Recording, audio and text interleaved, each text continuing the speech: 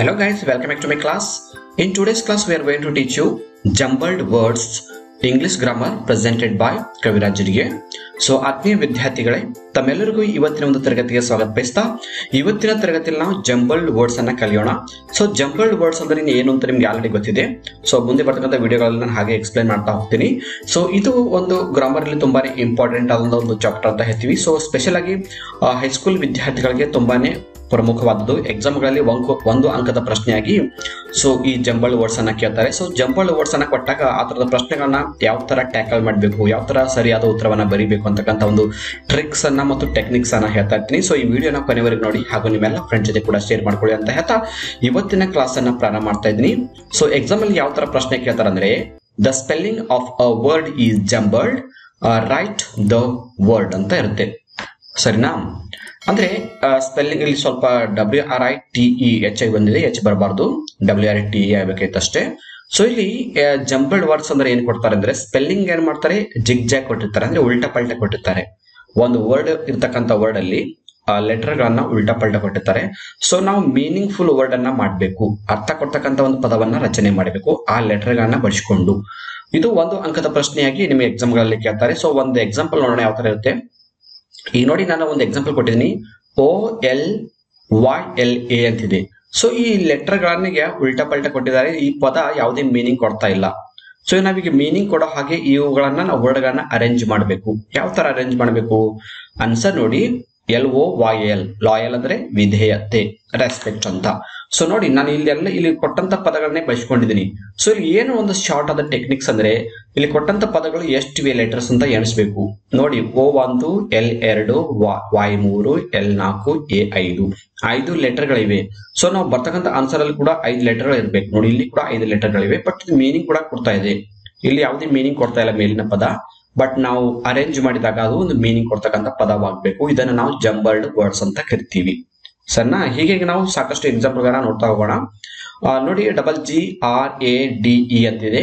So ಇದಕ್ಕೆ meaning full ಪದ ಮಾಡ್ಬೇಕಂದ್ರೆ ನಾವು ಏನ್ ಮಾಡ್ಬೇಕು? ಸೊ ರ್ಯಾಗ್ಡ್ ಅಂತ ಮಾಡ್ಬೇಕು. ರ್ಯಾಗ್ಡ್ ಅಂದ್ರೆ ಏನು? ಹಳೆದಾದದ್ದು, ಹರಿದಿದ್ದು ಅಂತ ಅರ್ಥ ಕೊಡುತ್ತೆ. ನೆಕ್ಸ್ಟ್ DEDE ಅಂತ ಇದೆ. ಸೊ ಈ ಪದ ಕನ್ಫ್ಯೂಸ್ ಆಗ್ತಾ ಇದೆಯಲ್ಲ, ಸೊ ಇದಕ್ಕೆ ಏನೋ ಒಂದು ಮೀನಿಂಗ್ ಕೊಡ್ತಕ್ಕಂಥ ಪದ ಮಾಡಬೇಕು ಅಂತ ಕನ್ಫ್ಯೂಸ್ ಆಗುತ್ತೆ. ಸೊ ಕನ್ಫ್ಯೂಸ್ ಆದಾಗ ಏನ್ ಮಾಡ್ಬೇಕಂದ್ರೆ, ಇವು ಒಂದೊಂದು ಪದಗಳನ್ನ ಬೇರೆ ಬೇರೆ ಸೆಟ್ ಆರ್ಡರ್ ಅಲ್ಲಿ ಸೆಟ್ ಮಾಡಿ ನೋಡ್ಬೇಕು. ಫಸ್ಟ್ ಒಮ್ಮೆ D ತೆಗೆದುಕೊಂಡು ನೋಡ್ಬೇಕು, ಆಮೇಲೆ E ತೆಗೆದುಕೊಂಡು ನೋಡ್ಬೇಕು. ಅಂದಾಗ ಒಂದು ಮೀನಿಂಗ್ಫುಲ್ ಪದವನ್ನ ನಾವು ಮಾಡ್ಬೋದು. ಸೊ ಆನ್ಸರ್ ನೋಡಿ, DEED, ಡೀಡ್. ಡೀಡ್ ಅಂದ್ರೇನು? ಕರಾರು ಪತ್ರ, ಒಪ್ಪಂದ ಪತ್ರ ಅಂತ ಅರ್ಥ ಕೊಡುತ್ತೆ. ಸೊ ನೆಕ್ಸ್ಟ್ BAOED ಅಂತಿದೆ. ಸೊ ಇದು ಮೀನಿಂಗ್ಫುಲ್ ವರ್ಡ್ ಮಾಡ್ಬೇಕು ನಾವೀಗ. ಸೊ ಪದಗಳನ್ನ ಅರೇಂಜ್ ಮಾಡೋಣ. ಅರೇಂಜ್ ಮಾಡಿದಾಗ ಏನಂತ ಕೊಡುತ್ತೆ? ABOD, ಅಬೋರ್ಡ್. ಅಬೋರ್ಡ್ ಅಂದ್ರೆ ವಾಸಸ್ಥಳ ಅಥವಾ ಒಂದು ನಾವು ವಾಸಿಸ್ತಕ್ಕಂಥ ಒಂದು ಸ್ಥಳಕ್ಕೆ ನಾವು ಅಬೋರ್ಡ್ ಅಂತ ಕರಿತೀವಿ. ನೆಕ್ಸ್ಟ್ ONW ಅಂತಿದೆ. ಸೊ ONW 3 ಲೆಟರ್ ಇವೆ.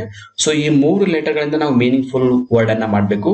ಸೊ ಆನ್ಸರ್ ಓನ್ ಅಂತಾನೂ ಆಗುತ್ತೆ, ನವ್ ಅಂತಾನೂ ಆಗುತ್ತೆ. ಕೆಲವೊಂದ್ಸಲ ಈ ಪದಗಳು ಲೆಟರ್ಗಳು 2 ಪದಗಳು ಕೂಡ ಅರ್ಥ ಕೊಡ್ಬೋದು, ಕೆಲವೊಂದ್ಸಲ 3 ಕೂಡ ಕೊಡ್ಬೋದು. ನಾ ಯಾವ್ದಾದ್ರು ಒಂದ್ ಬರೆದ್ರು ಓಕೆ. ಸೊ OWN, ಓನ್ ಅಂದ್ರೆ ಸ್ವಂತ, NOW ನಾವು ಅಂದ್ರೆ ಈಗ. Next 6th one AREG. So ಇದರ ಅರ್ಥ ಮೀನಿಂಗ್ RAGE, ರೇಜ್ ಅಂದ್ರೇನು? ಕೋಪ, ಸಿಟ್ಟು. ಸರಿನಾ? ಸೊ ನೆಕ್ಸ್ಟ್ ನೋಡ್ತಾ ಇದೀವಿ 7th ಒನ್ RCAWL. ನೋಡಿ, ಪದಗಳನ್ನ ನಾವು ಸಲ RCAWL ಅಂತ ಪದಗಳನ್ನ ನಾವು ಸಲ ನೋಡ್ಬೇಕು. ಪದಗಳನ್ನ ಲೆಟರ್ ಅನ್ನ ನೋಡಿದಾಗ ನಮ್ಗೆ ಗೊತ್ತಾಗುತ್ತೆ ಸಹಜವಾಗ. ಲೆಟರ್ ಅನ್ನ ನೋಡಿದಾಗ ಇದಕ್ಕೆ ಯಾವ ಒಂದು ಮೀನಿಂಗ್ಫುಲ್ ವರ್ಡ್ ಅನ್ನ ಮಾಡ್ಬೇಕು ಅಂತ ಗೊತ್ತಾಗುತ್ತಲ್ವಾ. ಸೊ ನೋಡಿ, ಆನ್ಸರ್ ಕ್ರಾವಲ್. ಕ್ರಾವಲ್ ಅಂದ್ರೆ ತೆವಳುತ್ತಾ ನಡೆ. OBTHRE ಅಂತಿದೆ. ಸೊ ಇದಕ್ಕೆ ಹೇಗ್ ಮಾಡ್ಬೇಕು? ಆನ್ಸರ್ ಬೋದರ್. ಬೋದರ್ ಅಂದ್ರೆ ತೊಂದರೆ ಕೊಡು ಅಂತ ಅರ್ಥ ಆಗುತ್ತೆ, ಟ್ರಬಲ್ ಅಂತ ಅರ್ಥ ಕೊಡುತ್ತೆ. ನೆಕ್ಸ್ಟ್ FLITRE ಅಂತಿದೆ. ಸೊ ನಾವೀಗ ಮೀನಿಂಗ್ಫುಲ್ ಒಂದು ಪದವನ್ನ ಮಾಡೋಣ. ನೋಡಿ, ಟ್ರಿಫೈಲ್ ಅಂತಿದೆ, ಟ್ರಿಫೈಲ್. ಸರಿನಾ?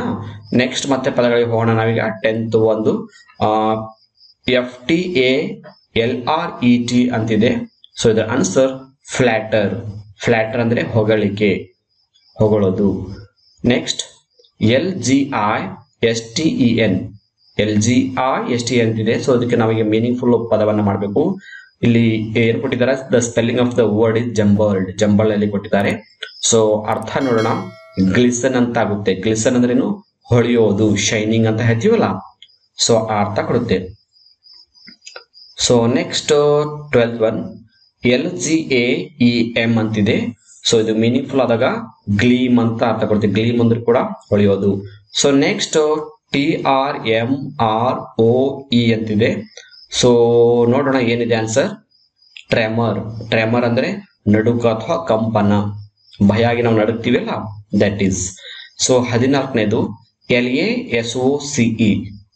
ಸೊ ಇದು ಆನ್ಸರ್ ಏನಾಗುತ್ತೆ, ಸೋಲೇಸ್. SOLAC. ಸೋಲೇಸ್ ಅಂದ್ರೆ ನೆಮ್ಮದಿ. ಸೊ ನೆಕ್ಸ್ಟ್ ZOED ಅಂತಿದೆ. ನೋಡಿ ಏನಾಗುತ್ತೆ ಆನ್ಸರ್, ಡೋಜ್. DOJD. ಡೋಜ್ ಅಂದ್ರೆ ನಿದ್ರೆ. 16th ಒನ್, LBSSENIG ಅಂತಿದೆ. ಆನ್ಸರ್ ನೋಡೋಣ ಈಗ. ಇದು ಜಂಬಲ್ ಅನ್ನ ನಾವು ಪದಗಳ ಒಂದು ಲೆಟರ್ ಗಳನ್ನ ಅರೇಂಜ್ ಮಾಡೋಣ. ಯಾವ ತರ ಮೀನಿಂಗ್ ಕೊಡ್ತೇವೆ ನೋಡಿ. ಬ್ಲೆಸ್ಸಿಂಗ್. ಬ್ಲೆಸ್ಸಿಂಗ್ ಅಂದ್ರೆ ಆಶೀರ್ವದಿಸು, ಹಾರೈಸು ಅಂತ ಅರ್ಥ ಕೊಡುತ್ತೆ. Next STPUDI. ಸೊ ಇದು ಪದ ನೋಡಿದ್ರೆ ಗೊತ್ತಾಗುತ್ತಿದೆ ಏನಂತ, ಹೌದಲ್ವಾ? Answer stupid. ಸ್ಟುಪಿಡ್ ಅಂದ್ರೆ ಮೂರ್ಖ. ನೆಕ್ಸ್ಟ್ ODUTB ಅಂತಿದೆ. ಸೊ ನೋಡಿ ಇಲ್ಲಿ ಒಂದು ಬಿ ಇದೆ, ಒಂದು ಡಿ ಇದೆ. ಟೋಟಲ್ ಆಗಿ ನಾವು 5 ಲೆಟರ್ ಗಳನ್ನ ಕಾಣ್ತಾ ಇದ್ವಿ. ಈಗ ನಾವು ಅರೇಂಜ್ ಮಾಡೋಣ. DOUBT, doubt. ಇಲ್ಲಿ ಬಿ ಸೈಲೆಂಟ್ ಆಗುತ್ತೆ. ಡೌಟ್. ಡೌಟ್ ಅಂದ್ರೆ ಅನುಮಾನ. ಸೊ ನೆಕ್ಸ್ಟ್ ಲೆಟರ್ ಹೋಗೋಣ. ಈಗ ಏನಿದೆ, SOTALIRY. ಸೊ ಇದು ತುಂಬಾನೇ ಈಸಿ ಆಗಿದೆ ಅಲ್ವಾ ಪದ. ಸೊ ಅರ್ಥ ಗೊತ್ತಾಗ್ಬೋದು ಅನ್ಕೋತೀನಿ. ಸಾಲಿಟರಿ. SOLITARY. ಸಾಲಿಟರಿ ಅಂದ್ರೆ ಏಕಾಂತತೆ, ಒಂಟಿತನ. Next GOLA. ಸೊ GOLA ಏನಾಗುತ್ತೆ, ಗೋಲ್. GOAL. ಗೋಲ್ ಅಂದ್ರೆ ಗುರಿ ಅಥವಾ ಏಮ್. RREOR. ಇಲ್ಲಿ 3 R ಗಳಿವೆ, ಕನ್ಫ್ಯೂಸ್ ಮಾಡ್ಕೋಬಾರ್ದು, ಈಸಿ ಆಗಿದೆ. ಆನ್ಸರ್ ನೋಡೋಣ. ERROR. ಎರರ್ ಅಂದ್ರೆ ತಪ್ಪುಗಳು, ಮಿಸ್ಟೇಕ್ಸ್. ನೆಕ್ಸ್ಟ್ 22 DIAYL ಅಂತಿದೆ. ಸೊ ಈಗ ಪದಗಳನ್ನ ಅರೇಂಜ್ ಮಾಡೋಣ. ಡೈಲಿ. DAILY. ಡೈಲಿ ಅಂದ್ರೆ ಪ್ರತಿನಿತ್ಯ, ದಿನಾಲು. 23 MAITBION. ಸೊ ಇದು ಪದ ಯಾವುದೇ ಅರ್ಥ ಕೊಡ್ತಾ ಇಲ್ಲ. ಈಗ ನಾವೀಗ ಅರೇಂಜ್ ಮಾಡಿ ಒಂದು ಮೀನಿಂಗ್ಫುಲ್ ಲೆಟರ್ ವರ್ಡ್ ಅನ್ನ ಮಾಡಬೇಕು. ಆಂಬಿಷನ್ ಆಗುತ್ತೆ. AMBITION. ಆಂಬಿಷನ್ ಅಂದ್ರೆ ಗುರಿ, ಹೆಬ್ಬಯಕೆ ಅಂತೀವಲ್ಲ. 24 SUONMM ಅಂತಿದೆ. ನೋಡೋಣ ಏನ್ ಅರ್ಥ ಕೊಡುತ್ತೆ ಇದು. ಸಮನ್. SUMMON. ಸಮನ್ ಅಂದ್ರೆ ಕರೆ ಅಥವಾ ಆಹ್ವಾನ ಅಂತ ಅರ್ಥ ಕೊಡುತ್ತೆ. Next 25 EGARE. ಸೊ ಇದು ಏನ್ ಆನ್ಸರ್ ಆಗುತ್ತೆ, ಈಗರ್. EAGER. ಈಗರ್ ಅಂದ್ರೆ ಕುತೂಹಲ. AREF ಅಂತಿದೆ. 26th AREF ಅಂದ್ರೆ ಏನು, ಆನ್ಸರ್ ಫಿಯರ್. FEAR. ಫಿಯರ್ ಅಂದ್ರೆ ಭಯ. ಸೊ ಲಾಸ್ಟ್ ನೋಡ್ತಾ ಇದೀವಿ BEONCK. ಸೊ ಏನ್ ಅರ್ಥ ಆಗುತ್ತೆ ಇದು, ಬೆಕನ್. BECKON. ಬೆಕನ್.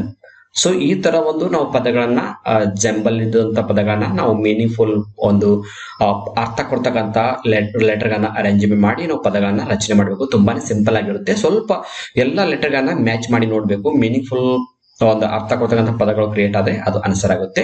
ಸೊ ಈ ವಿಡಿಯೋ ಇಷ್ಟ ಆದರೆ ನಮ್ಮ ವಿಡಿಯೋಗೆ ಲೈಕ್ ಮಾಡಿ ಮತ್ತು ನಮ್ಮ ಚಾನಲ್ಗೆ ಸಬ್ಸ್ಕ್ರೈಬ್ ಆಗಿ ಅಂತ ಹೇಳ್ತಾ ಇವತ್ತಿನ ಕ್ಲಾಸ್ ಎಲ್ಲ ಮುಗಿಸ್ತಾ ಇದ್ದೀನಿ. So thank you all for watching the video. If you like the video, subscribe to our channel to get more videos. Thank you all.